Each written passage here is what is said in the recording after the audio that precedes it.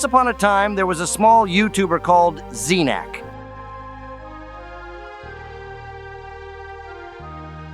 He made reviews of movies and video games until YouTube stopped recommending the movie ones.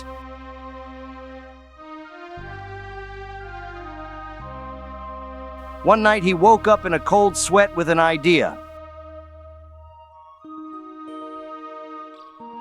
To find out if there were any good Shrek games.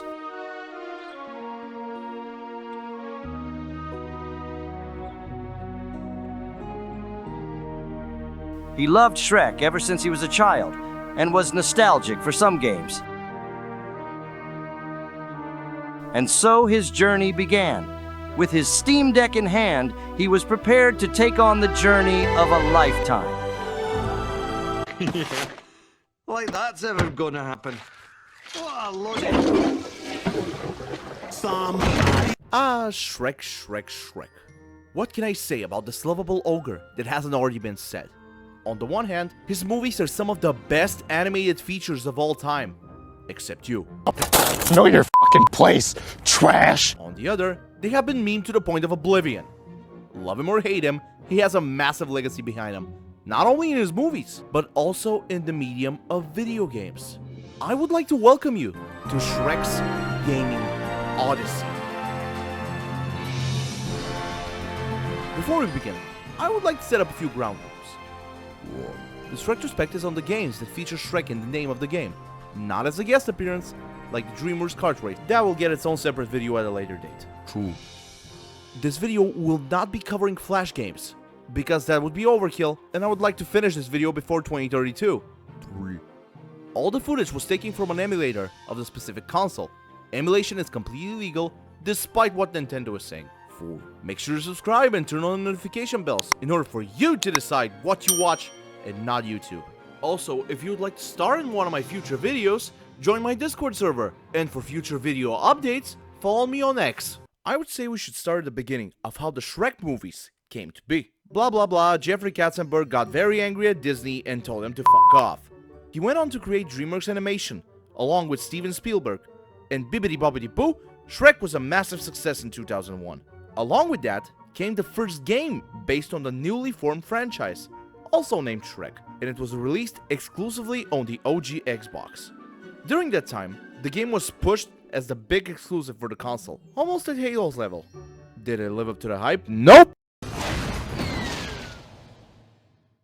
Oh dear God, we're starting off with a strong one, huh? There is a reason why many people choose not to talk about this one. Developed by DICE? Battlefield DICE? Holy shit! This is bound to be good. What does it say on the box? Designed by Todd McFarlane? How much talent did they cram into this game? And where did it all go? This game is based on the movie only by name.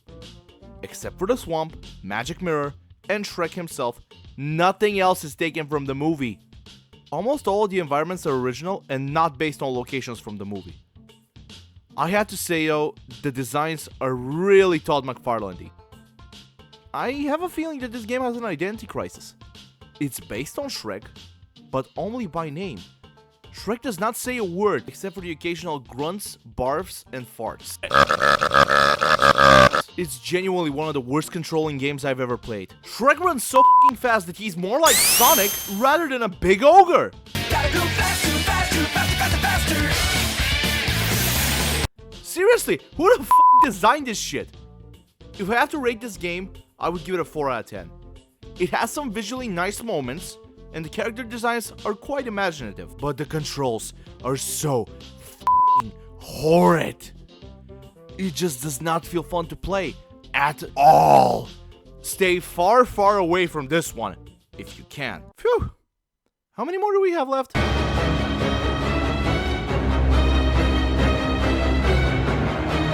Oh God.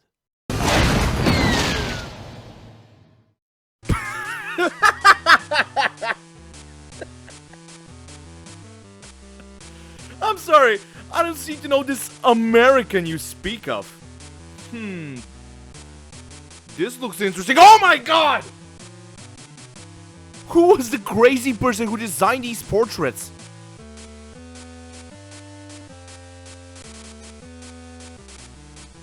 The gameplay itself is horrible. The controls are very stiff. You basically have 2 attacks, and the fighting mechanics are super limited. This is obviously a game that should have never been made for the Game Boy Color of all things. Not to mention, it's just super annoying to play. I played as Shrek and he's so f***ing stiff. I got my ass handed to me at least 5 to 6 times. After a grueling 30 minutes, I beat the f***ing thing and I never want to touch it again. Who was the developer behind this? Prolific? Yeah, you keep telling yourself that bullshit. This studio is buried so down the rabbit hole that I couldn't find a single piece of info on them. Their publisher, TDK Media Active, was responsible for so many horrid licensed games that it needs its own separate video. This is one of the worst games I've ever played, and I never want to touch it again.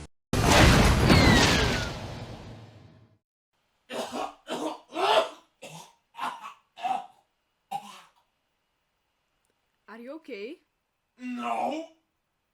What happened? Look at this!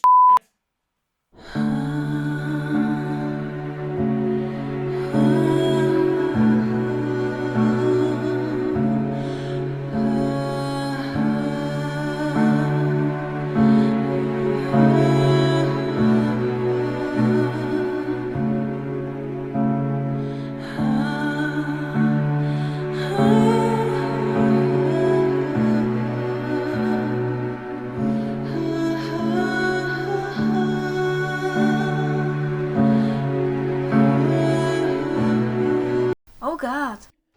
Okay, I gotta ask. Who was the kid that allowed this to be the frame rate? I'm not joking. This is the first time that a game has made me physically ill to play it. I couldn't bring myself to play this god-awful for more than 20 minutes before wanting to throw up. How did this get past playtesting? How did this release at all? There are only so many ways you can say a game is bad, but this takes it to a whole other level. Not only is this worse than shovelware, but it's physically exhausting to play. The story, if you can even call it that, is about how Shrek and Fiona are setting up a picnic, and you have to gather the dropped food. Each stage has a specific type of food. You have cheese in the first level. Okay, good. Onions in the second level. Good. Horseshoes? Candy canes? Knights? The f*** is this picnic? This game has so much fog at times that it reminds me more of Silent Hills of all things. Now, I'd rather play Silent Hill than The main menu has such a confusing soundtrack that I have to wonder, was the composer trying to warn us about things to come?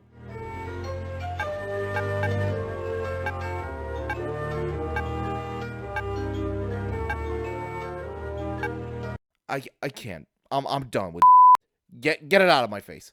Get it out of my face. I don't ever want to see it again. Who was the that designed this? Arctic Monkeys? Yeah, that sums it up. They were just another shovelware studio that would rot in discount stores for years. I don't know how many more bad games I can take. Nope. I gotta move on. I gotta move on. God, this was a hard one. Please, God, let this one at least be playable. As per every kids franchise, it's bound to have at least one kart racing spin-off. It's the law, look it up. So, is this game as horrid as the rest of the crap we just saw? I don't even have to say you already know the answer. It's definitely no Mario Kart, that's for sure. When you start the game, you will be met with a face that only a mother can love. It's not nightmarish as this, but it still scares the shit out of me. The game has only 4 cups though, which you race through and you have to win. So basically every racing game. There are no time trials, no battle mode, no nothing. Not that I was expecting anything, but still, a bit of content would have been nice. You got Shrek, Fiona, Gingy, Goldilocks? And I think that's the huntsman from Red Riding Hood. When you're in a race, if you expect to have fierce competition, you're dead wrong. This AI is brain dead. Look at this, it's like they're holding hands, they don't separate from each other. Also, this game does not explain a whole lot. Like for example, that you have to finish either first or second to even qualify on the next race. In Mario Kart, even if you finish dead last, you will always move on to the next race. But here, nope. Either you finish first or you stay there, No matter what character you pick, you're always out of luck, because all of them basically feel the same. Another gripe I have with this game would have to be the frame rate. It's so bad. I don't know the exact frame rate, but it seems to run at 20. Compared to Mario Kart, on the same system, it's really a night and day difference. And the game also looks horrible. I would imagine if I was a child and had to play this on a car ride, I would probably vomit from these ugly stages. And also, the music is terrible.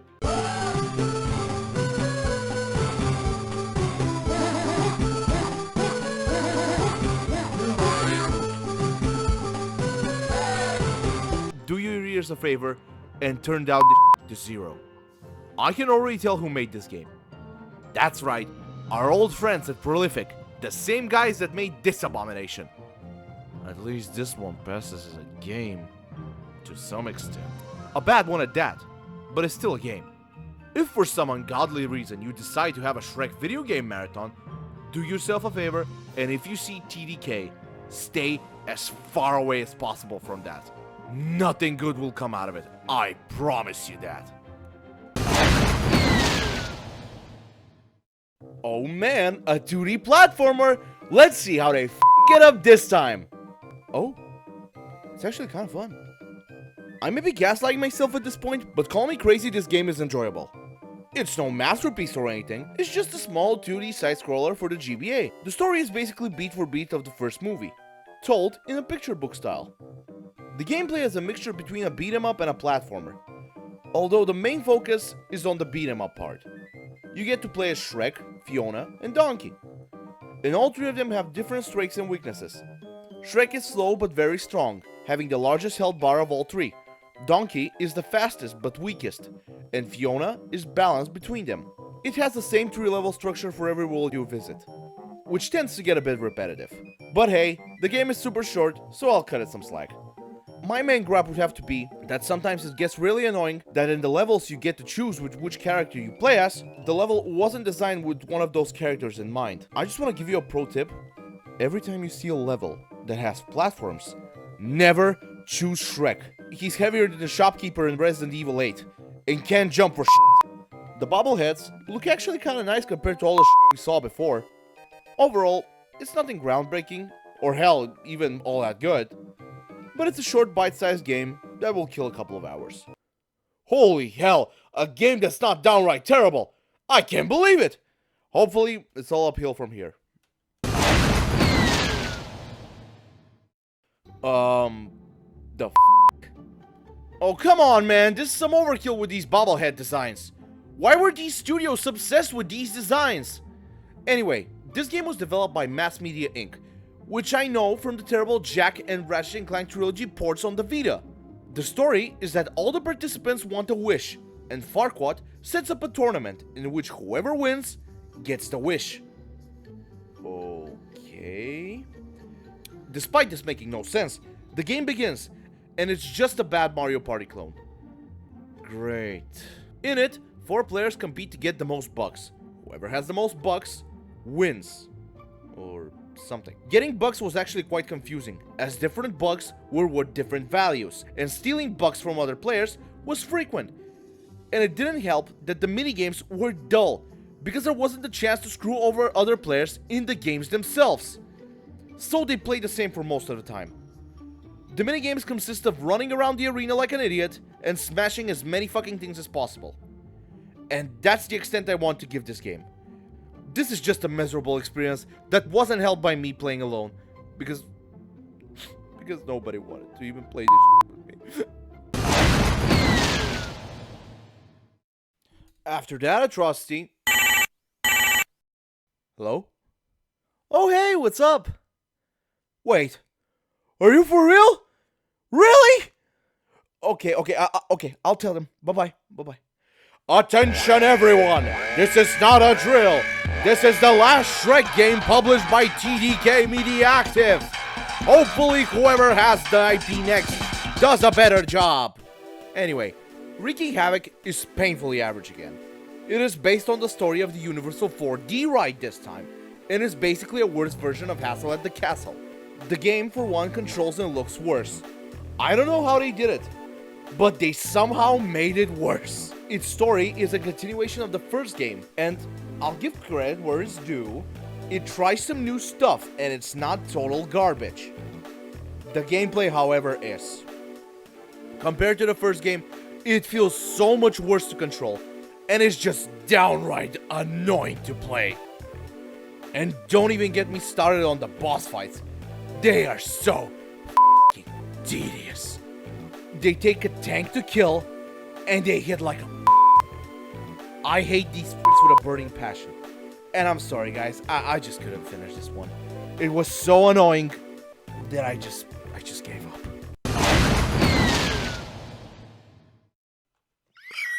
Oh my god, oh my god, oh my god, oh my god!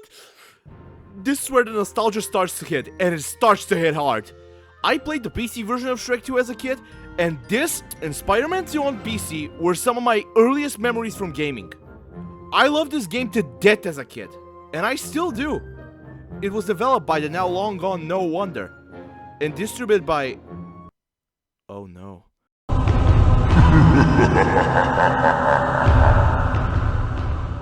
Why can't I escape you? Go buy TikTok or some shit, you moron. So, after the realization that this loot goblin had something to do with this game, I will close my eyes for this video, and not rant about how much I hate the fucker. Anyway, Shrek 2 on PC begins with Donkey breaking the fourth wall, and after that, for 70% of the runtime, it follows the movie pretty closely. The gameplay is very simplistic. When I was a young kid, around 4 or 5, and basically my main two games were this and Spider-Man 2, I always thought that it was standard for all games for the button control to be the jump button. Then I played Ultimate Spider-Man and everything changed. The combat is as basic as it gets, but I don't think that's a bad thing. For one, when I was 4, I managed to get used to the control fairly easily. In the game, you get to play as Shrek, Donkey, and Puss in Boots, and it's a simplistic explanation of the movie's plot told through the storybook, rather than with real cutscenes. There are some in the game, but not that many. And for those that are there, they're really simplistic. The models don't move around all that much, and they're very stoic. My biggest disappointment with this game would have to be how short it is, clocking in at around 2 to 3 hours depending on if you skip cutscenes or not. It is a fairly simple children's game that I think holds up wonderfully today.